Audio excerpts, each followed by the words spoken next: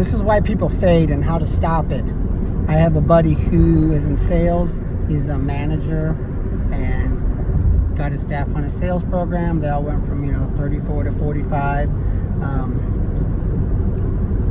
near six figures. Some of them toppled that. They were all excited. But this was about 6 years ago. He told me the story.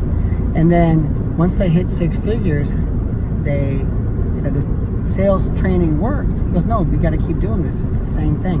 Because, obviously, he said the same thing that can get you from 45 to 90, or 55 to 110, or 34 to 86, or 95. That's the same program that can get you higher. It's just your improvement slows down. And he and I had this conversation.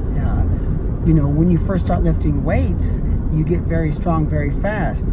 You're not going to be bench pressing 9,000 pounds in 5 years. You're not going to be bench pressing 600 pounds in 2 years. You might have doubled your strength in 2 months, but that's not going to happen again then 2 months later, right? The first time you start dieting, you lose a bunch of weight right away. Then it slows down. It's called life. It's just how it is. So I think why people fade is when they get into the part of it where it becomes a grind and their improvement slows down to more incremental steps. That's when they get discouraged and say, I gotta find something else. Find what? This professional trainer took you from benching 130 pounds to 170 in 2 months. Why don't you just be cool, right? This guy's the man. Do exactly like he says. So my buddy had salesmen. One of them, he goes, Nick, he was annoying, but the dude was good. He said his highest year when he was having the store, he made $264,000. And all these people in the office were like, what happened? And they're like, he stuck with the program, right? Only one guy out of 7 stuck with the program, because the same program that can take you to the moon can take you to Mars, but it's going to take longer to get there. And I think that's what we need to realize as an athlete is you're going to slow down. Your improvement's going to slow down a little bit, right? But if you're on track, then you're in a position where you feel like, hey, this is the answer, this is the way. Look how far I have come. Holy cow. Stay right there, double down, triple down, maybe start engaging in more micro training, right? Micro training is the little things that you can do, right? Little things you can do. Stretching for 10 minutes after practice. You'd be amazed. You might give up 6 less takedowns this year just due to being more flexible, right? That's micro training. You might start to tweak your diet a little bit. Sometimes it gets to be more tedious to where these small things come into play. An artist, when he's knocking chunks of granite off of a block, within 3 days, it starts to look like a sculpture of a horse. You're like, holy cow. 2 years later, that guy's still filing and chiseling. Well, not chiseling, he's scraping, right? With little needles and polishing and using a little brush. So, it took him 2 or 3 days to let you know what he was doing, but to make that sculpture into a work of art, it took another couple of years. I think our wrestling careers are a lot like that too. But if you find someone who can help you and they'll help you to sculpt your wrestling career, you want to plant roots, live there, sure, spend time looking around. Don't chase the idea fairy, but you might say, hey, I'm going to listen to some Cael Sanderson interviews.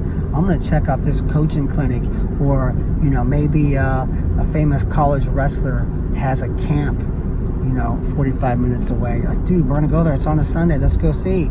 You're driving home. Let's just pretend it wasn't very good. You're like, that's okay, right? You got something out of it. When I listen to a new book on tape, I'm not looking for every word to change my life. I'm looking for one phrase and say, man, that is good. That's helpful to me. And what happens in wrestling, when you're no good, everything everyone says is helpful because you're no good.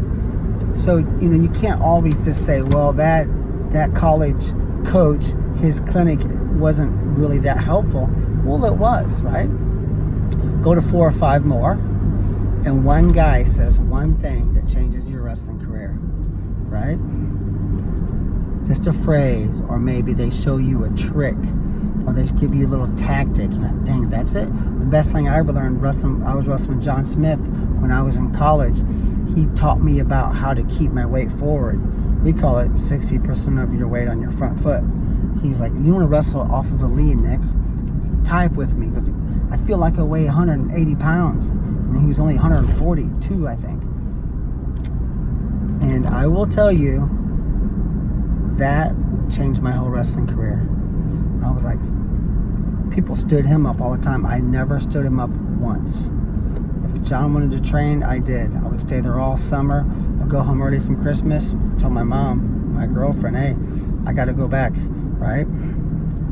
I got to go train with John. Because, usually I got a beat down, but there was a few times he shared little pieces of advice with me, or wrestling tactics and tricks, or he hit me with something and I stored that away.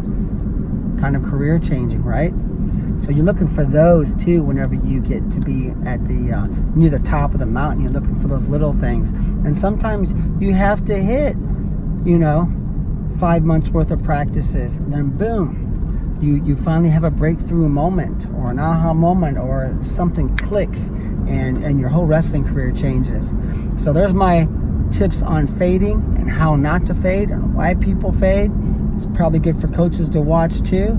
And we wish you awesome success.